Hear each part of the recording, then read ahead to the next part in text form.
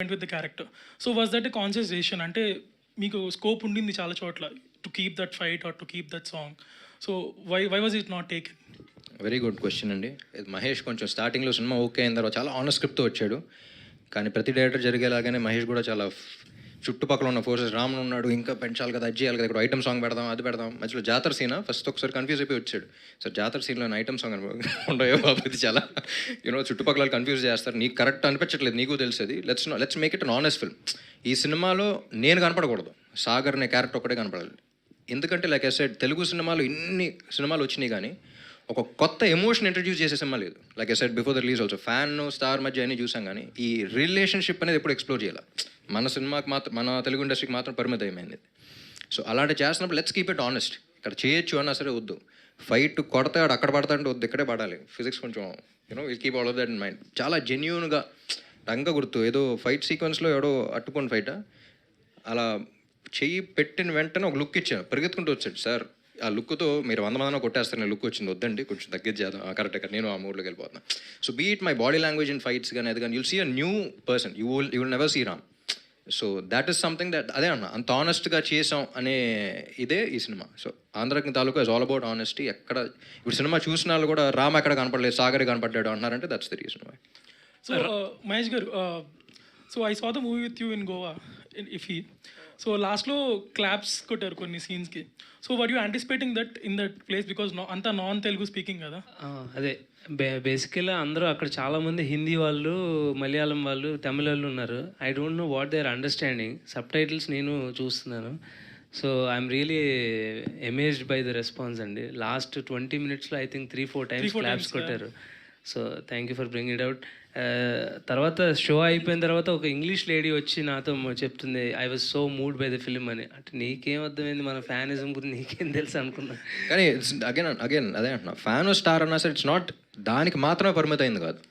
అసలు సినిమాలు ఎందుకు తీస్తాం మనం? వన్ ఆఫ్ ద రీజన్స్ అంటే to get inspired by films. ఇప్పుడు ఒక కాన్ఫిడెన్స్ వస్తుంది సినిమా చూసినప్పుడు, ఒక ఇన్స్పిరేషన్ వస్తుంది. అదే కదా సినిమా అంటే అని చెప్తూ అదే సినిమాతో ఒక మెసేజ్తో పాటు ఇచ్చాం. ఆ మెసేజ్ కూడా రుద్దకుండా మీరు చూస్తున్నప్పుడు that's what you take home అనమాట. So that's why I call this a great film. Ram garu hello అండి. సో సినిమా చూస్తున్నంతసేపు నాకు మైండ్లో ఒకటి రన్ అవుతూ ఉంది. ఏంటంటే చాలా లైకబుల్గా కనిపించారు ప్రతి ఫ్రేమ్లోని మీరు. అసలు ఈ జోనర్లో, అసలు ఈ జోన్లో అసలు ఉన్న హీరోలు ఎవరు, అసలు ఎవరు చేస్తున్నారు ఇలాంటి సినిమాలు అనిపిస్తే లిటరల్లీ అసలు ఎవరు లేరు కాంపిటీషన్. కాకపోతే మీరు కూడా ఈ జోన్ని వదిలేసి మీరు ఒక last few films full mass commercial films వైపు వెళ్ళారు. అంటే ఆల్మోస్ట్ పెద్ద హీరోలు పాన్ ఇండియా అని చెప్పి రవి గారు ఉన్నారు కాబట్టి పక్కనే అందరినీ పాన్ ఇండియా వైపుకి తీసుకెళ్ళి చెడగొట్టేశారు మొత్తం హీరోలు అందరినీ. మీరు కూడా యాజ్ అన్ యాక్టర్ కన్ఫ్యూజ్డ్గా కాకుండా ఒక అంటే ఆడియన్స్ ఈ జోనర్కి, ఈ సినిమా రిజల్ట్ ఎటు ఉన్నా సరే ఒక జోనర్కి ఫిక్స్డ్ వాల్యూ, ఫిక్స్డ్ ఆడియన్స్ ఉన్నారు. దీన్ని వదిలేసి వేరే జోన్లోకి వెళ్తే మేబీ లాస్ట్ టైం మీరు కొంచెం ఇబ్బంది పడినట్టే పడతారేమో. అర్థం కాలేదండి క్వశ్చన్. అంటే అదే ఈ జోనర్ వదిలేసి మీరు ఈ టైప్ ఆఫ్ స్పేస్ వదిలేసి కాంపిటీషన్ లేని స్పేస్ని కంప్లీట్ మాస్ కమర్షియల్ సినిమాల మీద వెళ్తే అలాగే ఇబ్బంది పడతారేమో. లేదండి, ఇప్పుడు అమెరికా వెళ్ళా, అక్కడ వెళ్ళిన ప్రతి స్క్రీన్లో 2 సినిమాల పేర్లు బాగా గట్టిగా వినపడినాయి. అది గెస్ట్ చేయండి ఏంటో. వైల్డ్ గెస్ట్ అంటే రెడీ చేశాను, దేవదాస్ చేశాను. ఏదండి నా సినిమా, మీ సినిమా ఇస్మార్ట్ శంకర్ మస్ట్ జగడం అండ్ ఇస్మార్ట్ శంకర్. నేను షాక్ అయ్యాను, ఇన్నేళ్ల తర్వాత ఇంకా గుర్తుపెట్టుకుంటున్నారంటే. అంటే రెడీ నాతో నా ప్లస్ పాయింట్ మైనస్ పాయింట్ రెండు ఏంటంటే they accepted me in all the genres. Devdas కానీ, జగడం కానీ, రెడీ కానీ, కంద్రీక కానీ, ఇస్మార్ట్ లైక్ ఇప్పుడు నేను శైలజాకి, ఇస్మార్ట్ శంకర్కి మీరు ఎక్స్పెక్ట్ చేయగలుగుతారా? సో అన్ని జానర్స్లో యాక్సెప్ట్ చేశారు. మన తెలుగు ఆడియన్స్ ఏంటంటే ఏ జానర్ అయినా అన్నింటిలో యాక్సెప్టెన్స్ ఉన్నప్పుడు దాని కరెక్ట్ సినిమా ఇస్తే వాళ్ళు ఖచ్చితంగా చూస్తారు. సో అది వదిలేసి ఇదే జానర్లో చేస్తానని కాదు. అంటే మీరు జగడం చేసే టైంకు ఇస్మార్ట్ శంకర్ చేసేటప్పుడు మీరే మిక్స్ చేసేవారు జానర్స్. క్లాస్ సినిమాలు తీసేవారు, మాస్ సినిమాలు తీసేవారు, కమర్షియల్ సినిమాలు తీసేవారు. ఇన్ఫాక్ట్ ప్రతి హీరో అలా మిక్సప్ చేసేవారు సినిమాలు. బట్ ఇప్పుడు చూస్తే ప్రతి హీరో ఇప్పుడు పాన్ ఇండియా సినిమాలు అని చెప్పి కొంచెం ఎక్కువ హై వోల్టేజ్ యాక్షన్ సినిమాలకి వెళ్తున్నారు. ప్రాబబ్లీ మీరు ఇప్పుడు ఆ జోన్ మీకు ఎక్స్క్లూజివ్గా ఉంటుందేమో ఆలోచించుకోండి ఒకసారి. లేదండి, అదే అంటున్నా, నా ప్రతి హీరో సంగతి తెలియదు. Every hero has his own strategy, every hero has their own thing. కానీ పాన్ ఇండియా నేను చెడగొట్టలేదు. నాకు తెలిసి ఏంటంటే తెలుగు సినిమా, ఇప్పుడు నేను బాలీవుడ్ వెళ్ళినప్పుడు కొంతమంది మీట్ అవుతున్నప్పుడు తెలుగు వాళ్ళు అంటేనే ఒక రకంగా చూస్తున్నారు. అమ్మా ఏంటి మన ఎంత జీవిలాగా జోక్ వేస్తుంటే వీళ్ళు చూసావు ఎలా చేస్తున్నారు. That is the respect that weave gained India wide. Pan India అని మనం కొంచెం అప్పుడప్పుడు అనుకోవచ్చేమో, కానీ మన రీచ్ అంత ఉంది. వాళ్ళు రాజమౌళి గారు ఆల్మోస్ట్ హాలీవుడ్ రేంజ్లోకి వెళ్ళగలేరంటే that is the reason why. ఇలాంటి ప్రొడ్యూసర్స్ ఉండి పుష్ చేయడం వల్లే వచ్చింది అది. సో పాన్ ఇండియా అనేది it's not a negative thing, it's a positive thing. మనం అంతమంది ఆడియన్స్ పాడు చేయడం అంటే ఇన్ ద సెన్స్ ఒక హై కమర్షియల్, బాగా ఎక్కువ కమర్షియల్ వాల్యూ ఉన్న సినిమాలే ఎక్కువ ట్రై చేస్తున్నారు. ఇదివరకు use to mix it up. అందరు హీరోలు చాలా చాలా relatable young boy next door క్యారెక్టర్లు కూడా ఎక్కువ మంది చేసేవారు.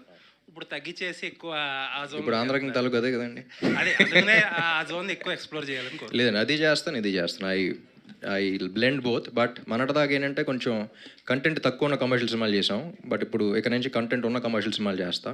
అండ్ కమర్షియల్ సినిమాలు అయితే ఖచ్చితంగా చేస్తాను. But the ones that we respect, like if you see any super star in any industry, వాళ్ళు అక్కడ ఉన్నారంటే that's only reason being commercial cinema. Commercial cinema అంటే చిన్న చూపు కాదు. కమర్షియల్ సినిమా అంటే it has a lot of factors. ఎక్కువ మంది ఎక్కువ రకంగా ఎక్సైట్ అయ్యి ఇన్స్పైర్ అయ్యి, ఇప్పుడు it can be the smallest of thing. ఒక హీరో అనేవాడు ఒక పెద్ద మినిస్టర్తో ఎదురెళ్ళాడు అంటే సినిమాలో, అది చూసి ఇన్స్పైర్ అయినాడు. ఆ ఏరియాలో అంటే ఒక తప్పు చేస్తున్నప్పుడు ఎదిరించాలి అనే కాన్ఫిడెన్స్ కూడా వస్తూ ఉంటుంది. మేబీ ఆ ఏరియాలో ఉన్న ఎమ్మెల్యేతో he might go and he might stand up for what is right.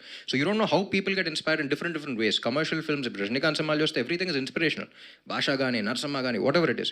Chiranjeevi గారు చేసిన సినిమాలు, బాలకృష్ణ గారు చేసిన సినిమాలు, they're all very inspiring even though they're commercial. So I don't look down upon commercial cinema. They're very ఆ మీటర్ పట్టుకోవడం చాలా కష్టం, కానీ ఒక్కసారి పట్టుకుంటే దాని మీటర్ దానిదే ఉంటుంది. ఆల్ ది బెస్ట్ అండి. Thank you. రవి గారు, సార్ మీరు అండ్ హీరో గారు కూడా రిపీటెడ్గా స్పీచ్లో తప్పనిసరి పరిస్థితుల్లో రిలీజ్ చేయాల్సి వచ్చింది, వేరే ఫ్యాక్టర్స్ అన్నట్టు ఇండైరెక్ట్గా చెప్పారు. ఏంటండి అంటే సినిమా ఇప్పుడు బిగ్గెస్ట్ ప్రొడక్షన్ హౌస్ మీరు ఇండియాలో. మీరు అడిగిన క్వశ్చన్ అర్థమైంది. కాకపోతే వాళ్ళు మాకు 3 to 5 డేట్స్ ఇచ్చారు.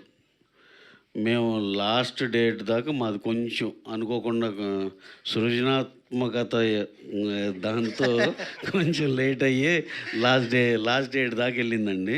అందుకు తప్పనిసరి అనేది. వాళ్ళు ఒక్క డేట్ ఇచ్చి ఎక్కడ రిలీజ్ చేయాలంటారండి. వీళ్ళు keep deadline push almost deadline దాకా వచ్చేసి నాకు 3 నుంచి 5 డేట్లు ఇచ్చారండి. అది స్టార్టింగ్ ఫ్రమ్ జూన్, జూలై అక్కడి నుంచి మాకు ఇంకొంచెం టైం పట్టింది యాక్చువల్గా. దానివల్ల లాస్ట్ డేట్ పిక్ చేసుకోవటం వల్ల ఇక నవంబర్కి సృజనాత్మక ప్రాబ్లమ్స్ అనమాట. అంటే అలా అంటే అది దాంట్లో ఏం నెగిటివ్ ఏం కాదు. నిజంగా దాని రిజల్ట్ కూడా దాని అవుట్కమ్ కూడా అంత బాగా వచ్చింది యాక్చువల్గా. రవి గారు సార్ ఇక్కడ sir Ravi garu, it's a universal subject and very honest attempt made it in a commercial way. Fan hero అనేది it's a universal subject. And ఇప్పుడు జనరల్లీ ఇట్స్ ఏ యూనివర్సల్ సబ్జెక్ట్ని వేరే లాంగ్వేజెస్లోకి రిలీజ్ చేసే స్కోప్ ఉంది కాబట్టి, సో రీసెంట్గా ఏమైనా మలయాళం కానీ ఏమైనా తమిళ్ కానీ ఏమైనా మూవీస్ అక్కడ హిట్ అయ్యి కంటెంట్ పరంగా బాగుంటే they are going releasing in the other languages. So మీరు అలా ఏమైనా ప్లాన్ చేస్తున్నారా ఈ movie, since it's universal subject కాబట్టి? అవును, గుడ్ క్వశ్చన్ అండి. మేము ఆల్రెడీ కన్నడలో అయితే చేసామండి. నెక్స్ట్ ఎలాగో అన్నీ డబ్ చేసి రెడీగా ఉన్నాయండి. యూజువల్గా ఏంటంటే ఓటీటీకి ఇచ్చేప్పుడు 5 లాంగ్వేజ్ అడుగుతారు కాబట్టి అన్నీ డబ్ చేసి ఉన్నాయి. దాని మీద ఏమైనా కాల్ తీసుకోవాలండి, ఒకసారి మాట్లాడుకుని మేము కాల్ తీసుకోవాలి, చూస్తామండి. థ్యాంక్ యూ అండి. Thank you for that question. Bhagyashree